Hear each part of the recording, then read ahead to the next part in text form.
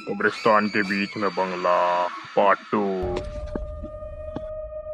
अंजलि के बेहोश होने के बाद सुफियान तुरंत अंजलि के पास आने लगता है। मम्मी को क्या हो गया? अरे जल्दी आ गई, मम्मी को क्या हो गया? लेकिन सुफियान जैसे ही अंजलि के पास पहुंचता है वो भी बेहोश हो जाता है। सुफियान की दादी ये सब देख के बहुत ही घबरा जाती है। अरे ये मेरे बेटों को क्या हो गया? अरे बहू उठ, अरे बेटा उठ। सुफियान की दादी कुछ समय के लिए खामोश हो जाती है। इतने में सुफियान के पापा करण वो आगे अरे आता ये है। मेरी बहू और बेटे को क्या हुआ?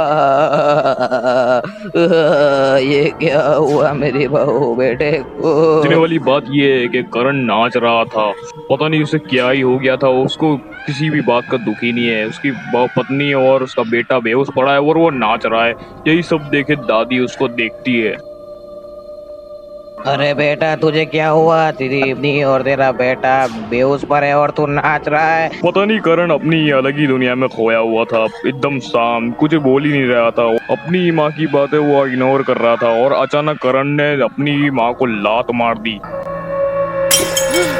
और जैसे ही दादी को होश आता है वो बटकू तांत्रिक के पास आने लगती आखिर है। दादी को ये पता लगाना है कि उनका बेटा ऐसा क्यों कर रहा है। तांत्रिक भी बहुत ही डेंजर लग रहा था। पहले तो तांत्रिक और दादी एक दूसरे को देखने लगते हैं। अरे बटकू तांत्रिक, मेरे बेटे करण को क्या पता क्या हो गया है। उनके बेटे और पत्नी बेहोश हो गए, वो नाच रहा था, मैंने उसको देखा। अब आप ही कुछ कर सकते हो कि मेरे बेटे को क्या हो गया है? आप ही कुछ बताइए मेरे को, जिसने मेरा बेटा ठीक हो जाए। हमारे बेटे के ऊपर भयानक चुड़ैल का साया आ गया। पता नहीं वो अब चुड़ैल क्या क्या करने वाली है। मेरे को फटाफट यहाँ से तुम्हारे घर जाना पड़ेगा। तुम यहाँ पे ही खड़े रहो क्योंकि मेरे घर में सुन्ना रखा हुआ है। तांत्रिक दादी के घर में जाने लगता है और दादी को वहाँ पे ही खड़ा कर देता है क्योंकि तांत्रिक के घर में बहुत ढेर सारा सुन्ना रखा हुआ है। इसकी देखभाल के लिए दादी वहाँ पे खड़ी हो जाती है। ये भयानक चुड़ैल फटाफट निकल जाए करण के शरीर में से, वरना तेरे ऊपर ऐसे काले जादू करूंगा कि तूने कभी सोची नहीं होगी। चुंगड़ा पुंगड़ा चिंगड़ा टुंगड़ा तिंगड़ा पूरा चूरा चुड़फू।